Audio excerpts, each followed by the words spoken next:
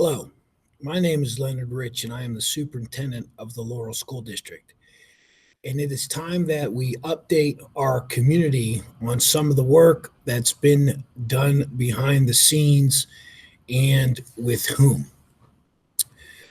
So, we had to close the elementary and the middle high school, as you know, and they have remained closed, and we have done the best that we can for virtual remote learning. First of all, we know that although it is a substitute, it is not a comparable alternative to in person learning.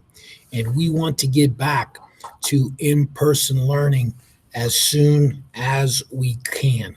But there are a number of things that I would like to review today and hopefully provide you with information and bring you up to speed on where we are. The first thing I want to share with you are some notes from the pandemic response team. Now, as you are aware, we are in the substantial level of community spread, and we reconvened a pandemic response team that included parental representation from the elementary and the high school. And I'm not going to enumerate all members, including administration and teachers, but those were the general group of stakeholders. And we need to do a few things, and I'll review them now. So, what does the community know, and where can they get the information that they need? Well, the first go-to is our website. And one of the things that we're going to do is clean up that homepage with Nadia Engel, our assistant principal, and Rob Lee, our director of technology. Our last communication was on 12/3 of 2020, and it is available on our website for your review. An important piece, and one thing I'd like everybody to look at, is what's called the determination of instructional models. And I've provided a link there. And what it is it's school reopening guidance pre-K to 12 from the Pennsylvania Department of Education. So here, if you will, is our executive body, our cabinet level position with the department secretary, providing us with guidelines to reopen. Also, another data point or another reference point that the district uses is tracking cases, and that comes from the Department of Health, its dashboard. So I would encourage you, if you have not already done so, to look at what the Pennsylvania Department of Education is telling school districts regarding reopening. And I would also encourage you to look at the dashboard from the Department of Health and how it impacts reopening. Some steps that we have already taken and that you have experienced are we have provided a continuum of instructional options, both live, synchronous, and asynchronous. And when we reopen, we are going to utilize those three models again. So let me say this. It's not a question of if, but when we reopen, under what conditions. But when we resume, we do anticipate to have the three instructional models that we utilized previously. There has been massive upgrades of our technological infrastructure here within our buildings. We have expanded our ability to equip all students with a device, tablet, or Chromebook. And we have implemented mitigation efforts and increased sanitizing in our facilities. So what do we want to convey to our community? Again, we believe that in-person learning is the best mode of instruction with no comparable substitute. It's not a question of if we are going to reopen, but when and under what circumstances. Lawrence County has been in the substantial range of community transmission for COVID-19 for 8, now 9 weeks. Both PDE and the Department of Health have strongly recommended schools use full virtual remote learning for K-12 until the county returns to uh, two successive weeks of moderate levels of transmission of community spread.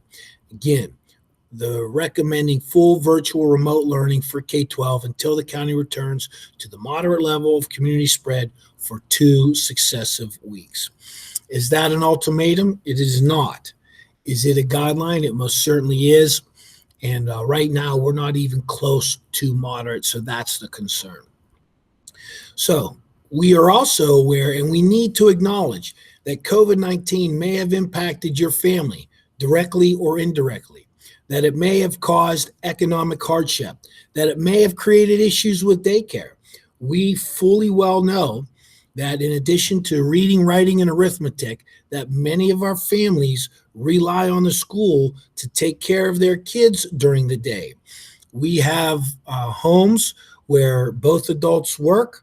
We have homes that are single parents and the single parent works, and not everybody has a grandparent, a friend, a family member, etc., to watch their kids. And we know that's been a struggle, and we need to acknowledge that. We also acknowledge that COVID-19 may have created issue with students' mental health. And we want to let you know that we have student services ready to address those mental health needs, both as they impact school and also how they can be treated outside of school. So when we reopen, we will follow the modes of instruction defined in our health and safety plan. And when we reopen, we will follow all state mandates and guidance, including the wearing of masks. To be blunt, no mask, no entry. That is the latest clear directive from the state. I'll go over some more of those later in this message, but to be clear, when we reopen, no mask, no entry. And we will stay open so long as we can staff the building. Here, as I sit, we had to send home a teacher today who was exhibiting symptoms. Now, that's one thing if the teacher has to go home and then can telework. It's another thing if we're in session, what do we do with the 20 kids in front of that teacher? Who's monitoring them, etc. So one of these problems with the level of substantial community spread is you have more people sick, you have more people exhibiting symptoms, and more people in quarantine.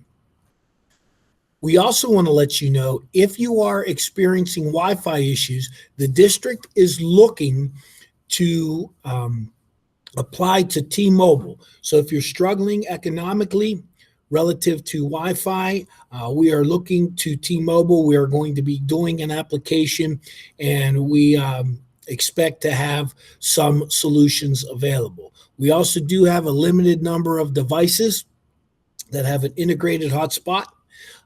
And those would be distributed one per family on an as-needed basis until all resources have been expired. Mental health. So we do have a student services department under the direction of Ms. Nicole Bell. We have a full-time school psychologist in Jessica Neofatistas. And 7 through 12, we have two full-time guidance counselors in Michelle McClellan and Matt Pertile. So if you notice that your student is suffering, please outreach to Ms. Bell, to Mrs. Neofatistas, to Mrs. McClellan, to Mr. Pertile. They know what's available in-house. They will help you through conversation. What do you need? Do you need in-house services, or was this something that needs to be an outside service?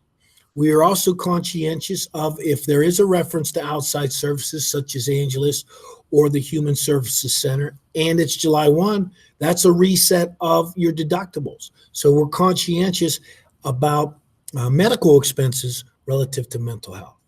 And we also need to acknowledge that we have students struggling.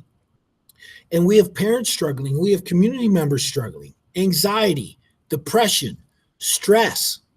Let us be a vehicle to get you help should your need be beyond the capabilities of the school. We are also addressing food scarcity. Laurel food distribution continues Wednesday and Friday. Now, for this week and next, due to the break, it's going to be on Tuesdays. But we are distributing over 2,000 meals per building. Families take them as a matter of convenience and stability. They know that's one thing off their plate. I'm going to work. My kid has meals for the week. Here they are. And some of them are need that they're short on food, and this provides something to fill that gap. Regardless, we are happy to provide these meals for our community. Now, when we reopen, we need to be aware of barriers to that reopening. First of all, we need to be able to staff the building and have students attend regularly.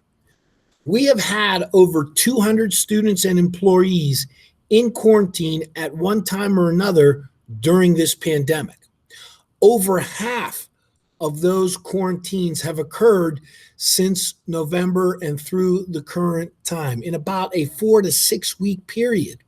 Again, that's indicative of the levels of community spread and the numbers that keep increasing. They need to turn and they need to start decreasing for us to seriously consider coming back.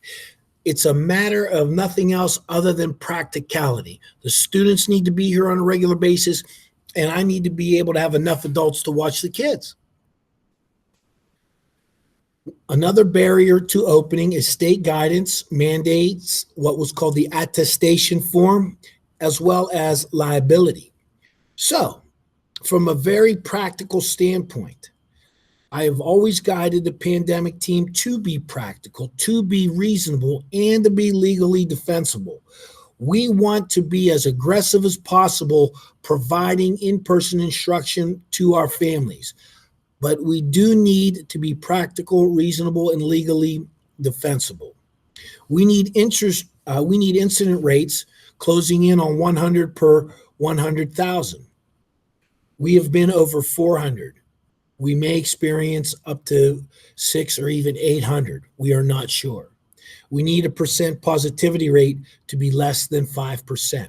Now, numbers 2 and 3, again, are recommendations. Is it absolute law? It is not. Is it absolute mandate? It is not.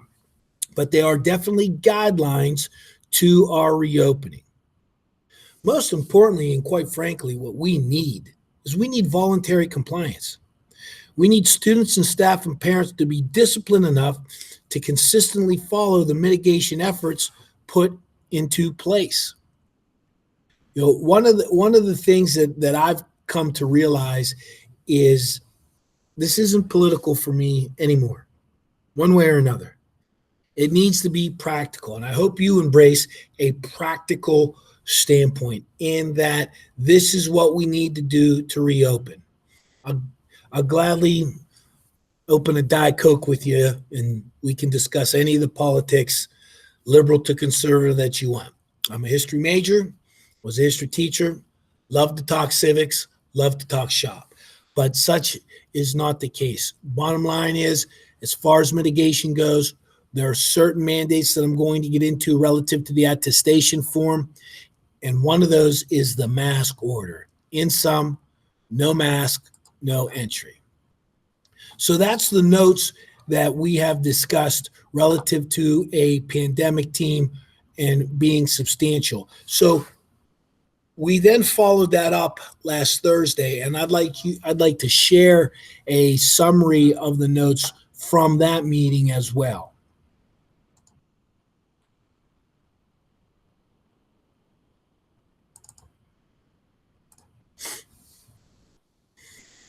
Okay, so the first thing we did last week is review just what I reviewed with you. So I'm putting everything on the table here, being very transparent, providing you information, okay? I want to let you know that I've looked to other districts and see how are you doing it. And let me give you some examples. So Karnes City, which is in Butler, but borders and has part of a district in Armstrong County, part of its district in Clarion County, very unique. has and is open. Excuse me. And I talked to their superintendent, Dr. Reitzer. Grove City was open for 11 weeks, just recently closed, and is planning to reopen. And I talked to their superintendent, Dr. Finch. And most recently, I talked to Dr. Bell from Hermitage, who has been nothing but open this entire time. So again, I want to convey that it's not that we don't want to reopen, but we need a vehicle of how. So my takeaways from talks with those gentlemen is case versus quarantine. Okay. So the first thing is, how many confirmed cases do you have versus students in quarantine? It is the number of confirmed cases that will guide opening or closing. And I'll get into that number as we go along. Also, if you have too many cases and you close, how long does it take to contact trace? The Department of Health, when this pandemic began, the Department of Health was supposed to be the vehicle of contact tracing. Well, in reality, what has happened is school districts have been in communication with the Department of Health, but that burden has fallen to local school districts, and the state Department of Health doesn't even pretend anymore that it's going to contact trace when it comes to schools. How long does it take to clean your building? So my takeaways from those gentlemen are cases versus quarantines. Obviously, those are different, right? Confirmed cases. Who has it or who are probables? Those count too as cases. But close contacts go into quarantine.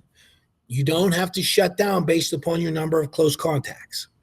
There's a recommended shutdown if you get to 4 or more confirmed cases. Once you close, if you get to that 4 in a rolling 14-day period. How long does it take you to contact trace? Well, typically that can be done in a day. And certainly we would think in no more than 2 days, we could properly clean a closed building. So keep those things in mind as we talk to under what conditions we need to reopen. That'll come into play later in this presentation as well. But please keep that in your thoughts as we move forward from my conversations with superintendents who have either been open for a substantial period of time or who remain open. And then it becomes, what are our thoughts on reopening? Well, we need to see the numbers trend in the right direction. And we need to evaluate the week of the 4th to the 8th. So I am again telling you here and now, the earliest we could reopen is the 11th. Let me explain how that might work. And I'm not guaranteeing the 11th. I'm hoping for the 11th, and I'm going to use that as our example. We do have a board meeting in January, and also the pandemic team is going to meet on the 7th. And we are going to look at the effects of Christmas and the new year and see where our numbers are. But for example, should we choose to reopen, one option would be to open K6 the first week and 7-12 the second week. And candidly, here's the thought process behind that. The actions, the movements of students 5 to 12 years old are far more controlled than the actions of 12 to 18-year-olds, particularly those who are in cars. So those of you who have a mix of younger children and older children, are not your younger children more under your control, more either by design or de facto mitigating their interactions with others their age? The LRA is not having any practices that I am aware. So any get-togethers would be under your knowledge and with a group of students that you determine. But it becomes more difficult as students get older. And I would predict that older students over this holiday period are going to get together with one another. Maybe they're even going to get together with their older friends returning home from college. So option one is to reopen K6 on the 11th and reopen 118 on 7/12. A staggered reopening is the example. I can't emphasize enough. I'm not guaranteeing that. I can't emphasize enough that we are closed and we will remain closed through the 8th. I can't emphasize enough. We are going to evaluate between the 4th and the 8th. But one example would be a staggered reopening using the 11th and the 18th as an example. Of course, the other example is just to reopen K to 12 the week of the 11th or possibly the week of the 18th. And then we would resume what we had in place prior to the shutdown. It's not a question of if, but when. We will not be reopening the week of the 4th. The earliest we will reopen is the 11th. I will not guarantee the 11th. I will not guarantee a staggered opening. I will not guarantee an unstaggered reopening. I will guarantee that we will evaluate, we'll have discussions with the board, we'll have discussions with the pandemic team, and a decision will be made, and you will be duly notified the week of the 4th. So under what parameters will we reopen? First, as I said again, no mask, no entry. And masks are going to be treated as part of dress code with progressive discipline. All other guidance will be followed as practicable. When we had to do the attestation, you as a district attested to the following. One, that you were going to follow full virtual remote learning, or you were going to follow in-person learning with the following understanding that one, you would follow all mask mandates. Two, you would report all cases. 3, you would contact trace, and 4, you would sanitize. So right now, we are full virtual remote learning. We want to return to limited in-person learning. And if we do, we need to follow, regardless of levels of community spread, we need to, good or bad, we need to follow masking, reporting of cases to the Department of Health, contact tracing of those cases, and sanitize the building should we close. Those are givens. Those are have-tos. It's not Len Rich. It's not the Laurel School District. It's not any Laurel employees. That's from the state of Pennsylvania that we had to attest to and send to them. We will evaluate the progress in each building. And again, cases versus quarantine. As I said, if we get 4 cases on a rolling 14-day calendar, we may close and we will reopen only when we complete the reporting of cases, the contact tracing, and the sanitation. I would not anticipate that to take 3 to 7 days to do all those things. If we do them, we can open up quicker.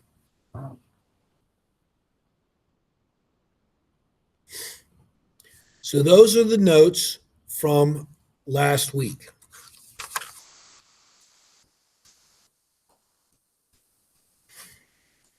Now, the last thing I want to share with you, and I do appreciate your attention.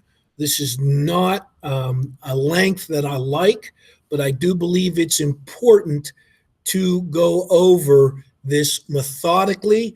And obviously, you can see this is not an all-call situation. This is something that needs to be detailed and needs to be addressed methodically. So my next set of notes that I'm going to share with you is Laurel School District Pandemic Team, not if, but when.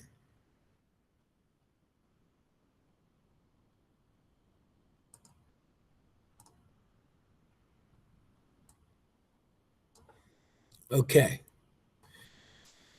I believe, as I've said a number of times, it's not a question of if, but when we are going to reopen. Under what conditions? So what does our community look like? And what does our school look like? And let me differentiate what I mean. Obviously, I can go to the dashboard and I can see Lawrence County and the level of community spread. But what about our own tracking within our school? If we reopen, do we have the staff? If we reopen, what are the level of cases that preceded that reopening? Those are important factors to understand how we navigate this crisis. The newest guidelines from the state create a very set of specific closure instructions that the district is compelled to follow. Each school building will be considered its own entity. So we have the elementary and the middle high school. If we reach 4 confirmed COVID-19 cases within a building during a rolling 14-day period, we will be required to close. Building closure is recommended for 3 to 7 days. The length of the closure may be shortened by the Department of Health, and we will be in contact, if the following conditions are met. As again, case investigations, contact tracing, and cleaning. Those things will govern our reopening should we have to close from a reopening. Instructions should we close. So if we reopen and have to close again, we will revert back to our virtual remote option to conduct our school day. Athletics. As of this moment in time, athletics are off the table per the governor's order. All athletics programs sponsored by the district or utilizing district facilities are closed per the governor's order. If the governor's order allows sports to resume, all district-sponsored sports will follow any and all directives from the principal and the athletic director. We do have a return-to-play guideline, and should those be permitted, not only athletics, but any and all extracurricular activities, our arts programs, the musical, etc., will be governed by return to play.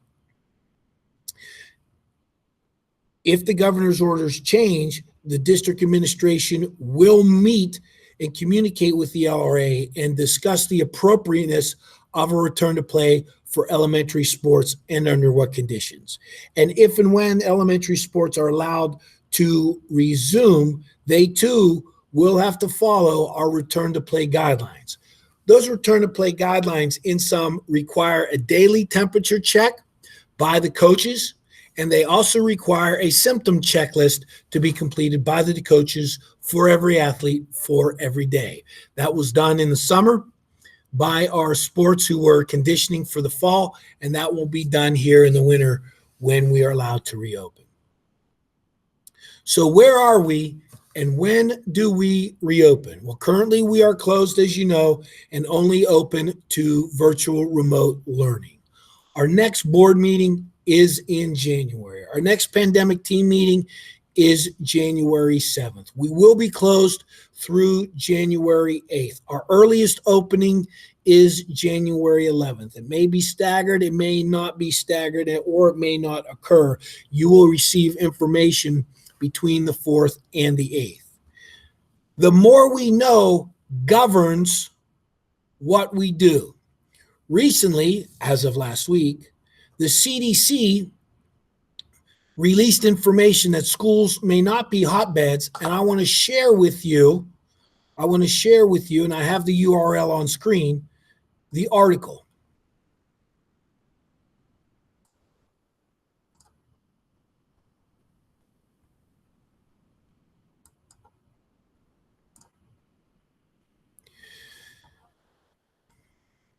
So, the Philadelphia newspaper, The Voice, publishes the following.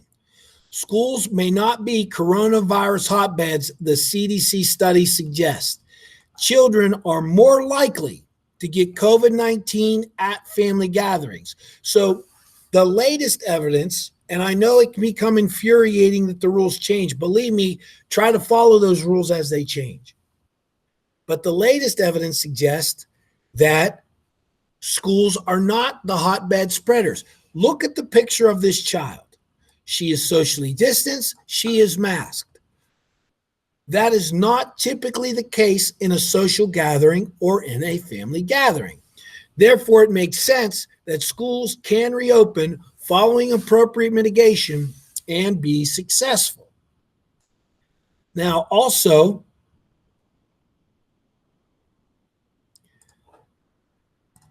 I have another tab to show you.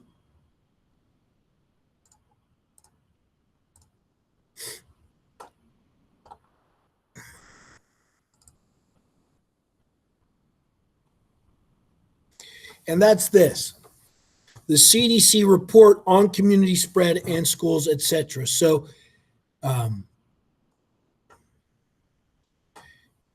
you can go and Google this report, morbidity and mortality weekly report. This is from the CDC. It can get technical, excuse me, in its language,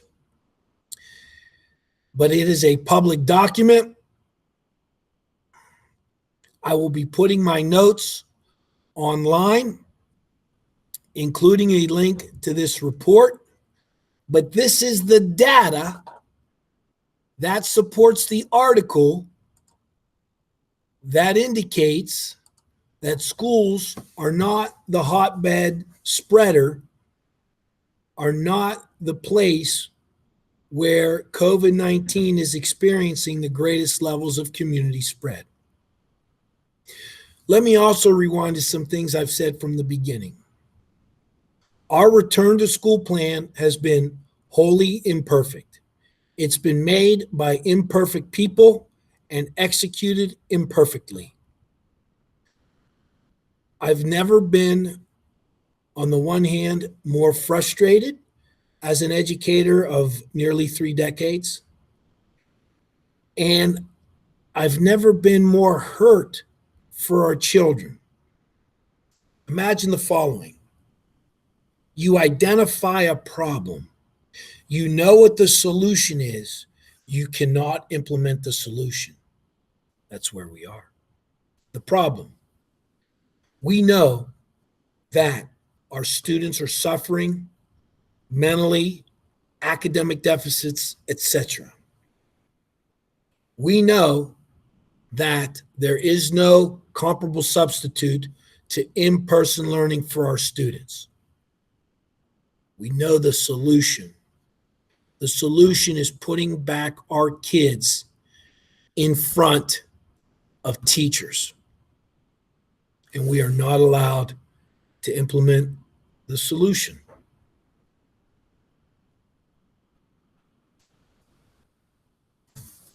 It bothers me. It bothers me greatly.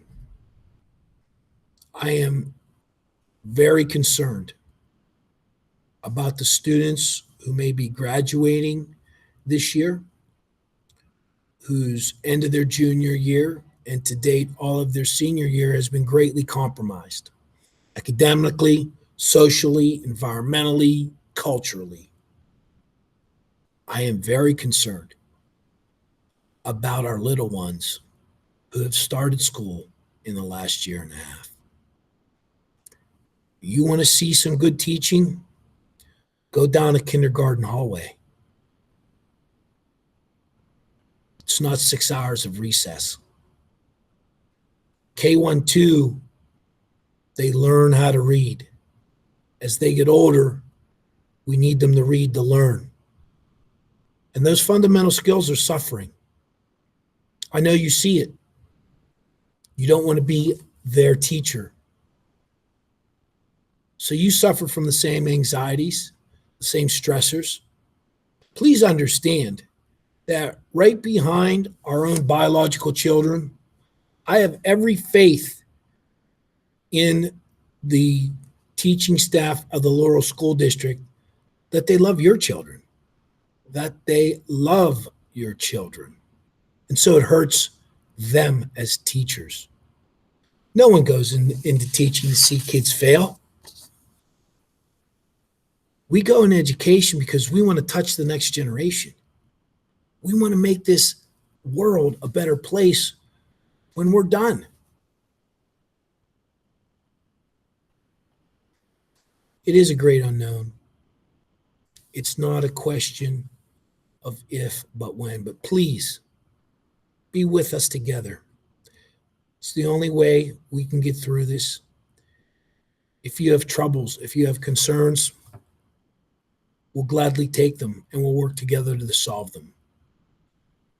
This is the information that we have at this moment in time. If it changes, you'll know. In the meantime, may I wish you a very Merry Christmas. However you choose to celebrate this holiday, big, little, etc., may the blessings of the season be upon you.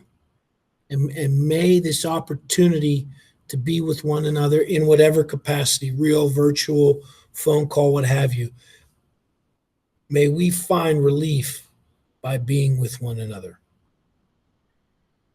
And I'm going to leave you with 3 rules that my father taught me and that carry me through not only when I was a student, when he was the principal, but carry me through my work life.